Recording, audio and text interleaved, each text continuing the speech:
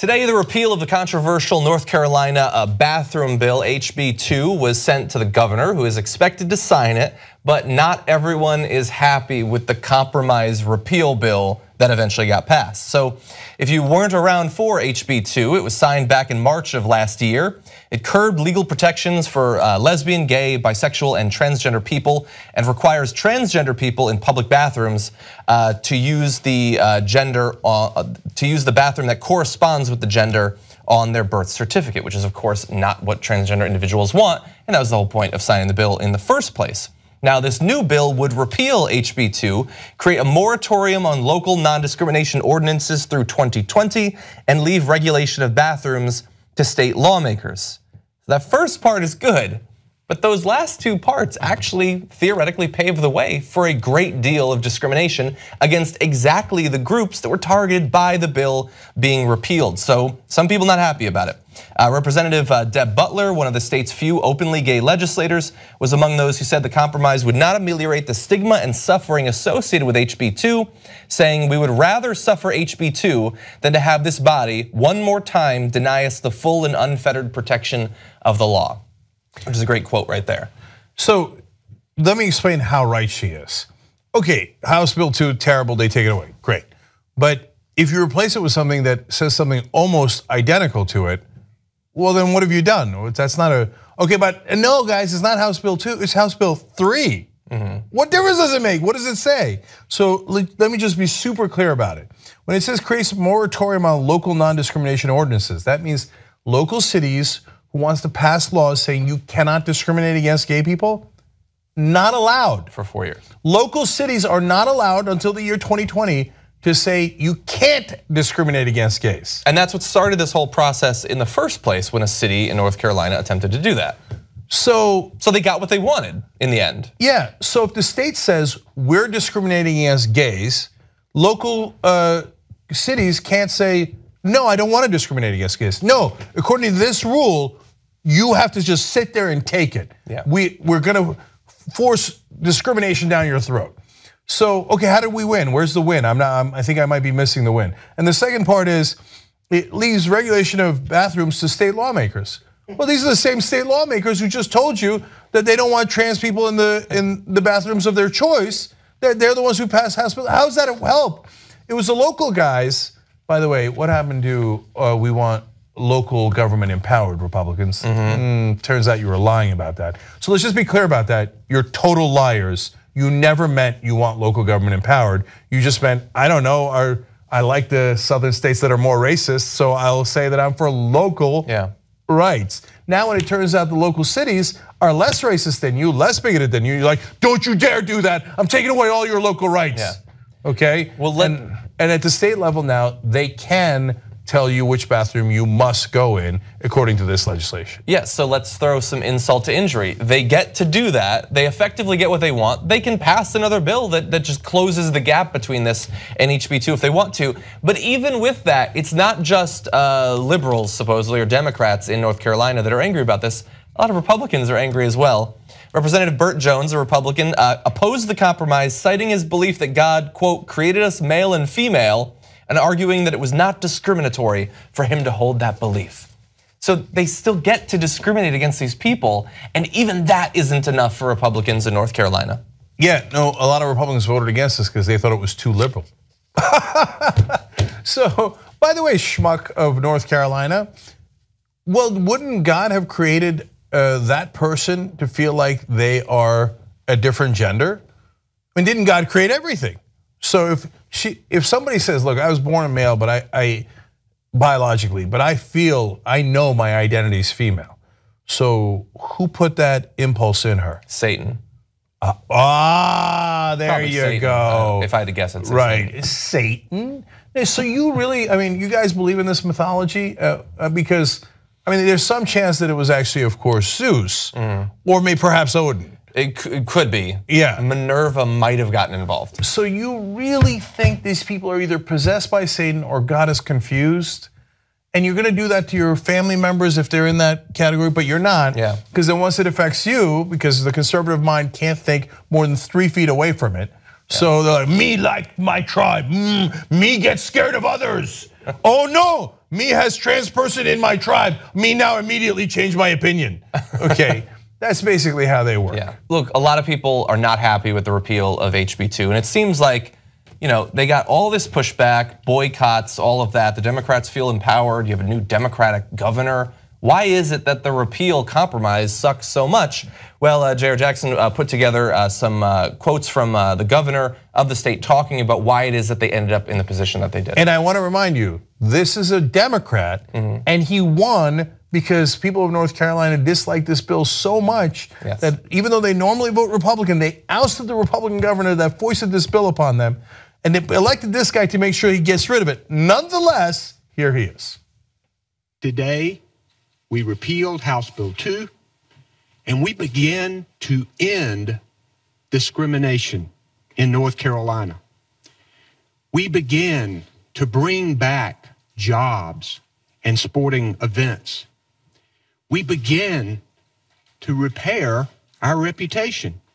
Under House Bill 2, we had 0 LGBT protections. 0. Today's law provides for LGBT protections. Today's law not only provides for LGBT protections now, but opens the door for more in the future. This is not a perfect deal, and it is not my preferred solution. Unfortunately, our supermajority Republican legislature will not pass these protections. But this is an important goal that I will keep fighting for. And in 2020, our local governments will be able to pass stronger non-discrimination ordinances that protect even more people. I wish it were sooner than 2020. I really do. But while these additional protections may be temporarily delayed, they will not be forever denied. I could demand that House Bill 2 be repealed fully, as I have been doing for a long time, and just not do anything other than demand that it be repealed. And this law would have continued to go on forever. But it was clear that they were not going to do a full repeal of House Bill 2. So look, it seems like, for what it's worth, it looks like his heart is in the right place, but he's wrong there. He says that this opens the door for more protections in the future. Theoretically, it also opens the door for those protections to be taken away. It now sets a legal precedent for state lawmakers to say who can use what bathroom. And you just said they have a supermajority in the state house, which implies that they'll be the ones passing those bills. So this idealistic future that he's set up, it doesn't actually make sense based on the political reality that he's trying to describe. There's no way that guy wins re-election. That guy reeks of weakness. So John is being too kind to him. One part of the law literally does not allow local ordinances to stop discrimination. So how does that open the door for more protections?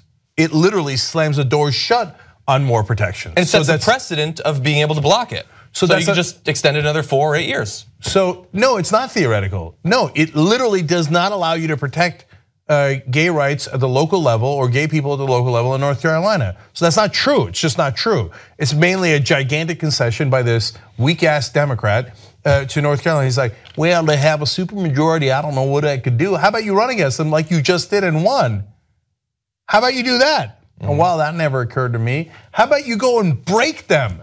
How about you say, hey, these idiots just cost us $3.7 billion according to an analysis by the Associated Press. In lost business, they just cost us the NCAAs when North Carolina's in the Final Four. You're gonna let the Republicans do that? Look at what they did to you, North Carolina. You're gonna let them do that? They just cost us an NBA All-Star game. Get them out of office, throw them out, throw the bums out. You say, oh, there's nothing I could do, and I just got elected on this issue, but I'm gonna give in right away because I'm a dummy. There's no way this weak sauce dude ever gets reelected, even the dog catcher. He's just so lucky that the Democratic establishment was like, okay, pick a schmuck, any schmuck, run it against this deeply unpopular governor, because he's so unpopular because of this bill. And he's like, oh, okay, I'll do it. I have to admit, whenever we're playing a video and the person has even the lightest Southern accent, I'm like, oh, this ain't gonna go well for them. The writing was on the wall with this. You remember, as soon as he was elected, this supermajority state legislator, along with Pat McCrory, who was on his way out, said, let's strip him of all of these powers that a normal governor would have, that I just had from Pat McCrory's angle, and let's make sure he has none of that. And his response was, well, you know, I would like to work with this majority because that's the only way we're gonna get anything done. I didn't get mad at them. I just said, can you please give it back? Yeah, no, so that's such a great point by JR. First of all, he said, if I was the governor of North Carolina, I wouldn't be like, I like to work with it, but I would have been like, I'd like to beat this majority with a stick. So somebody hand me a stick. So let me explain. They strip you of your powers, and what do? You give them unlimited power until 2020. You think they're gonna listen to any agreement in 2020? No, if they're in charge, they're gonna do whatever the hell they want, and if you're in charge, they're gonna strip you of all your powers. And you're gonna go, oh, thank you very much, there's nothing I can do. Okay, so no, that's an open-handed slap, boy. You're gonna do something or sit there and bleed all day. And so this is a terrible so-called compromise. It's an attempt to go, let's just get beyond the boycott. Please, please, please, please. I don't actually want to do anything. I don't really want to protect gay people in North Carolina. I just want basketball back. Well, so then I think it'll already be obvious to the people of North Carolina and the activist groups that cared about HB2 and have fought against it this whole time. But very often we end these stories without necessarily giving any advice whatsoever to what people should actually do about it. But it's pretty clear what you should do in this case. Continue the boycotts, continue the activism, continue to run on it, because it hasn't really been repealed. Yes. The job is not actually done. And let me tell you the great news that comes out of this, which is this is not like people are pretending this is good news, it's not. But the great news is economic sanctions do work. Yeah. They don't work with dictators, they don't work in Iraq, and they don't work in North Korea because they don't care about their people. But if you have a diverse power base with a lot of business interests, and you hurt those business interests, they pay attention. Like in South Africa. Okay, like in South Africa and now in North Carolina. So understand that the most powerful thing you have is the money in your pocket. Even Republicans will be like, whoa, hey, wait a minute, did you just vote with your dollars? No, okay. So I love trans people, I don't know what you're talking about. I'm telling you, keep this boycott going and you will break them. The guy who's not gonna break them is Mr. Cooper. So I don't care to hang with Mr. Cooper. Okay. I knew it was coming. I knew it was coming. If you're a member of the Young Turks, you not only get the whole 2-hour Young Turks show on demand anytime you want, ad-free, but you also get so many other shows. Old School, you'll love it. Aggressive Progressive for guys who are true progressives. Now also Nerd Alert for gaming and tech. What the Flick for movie reviews. You will love it. Check it out right now at tytnetwork.com/join.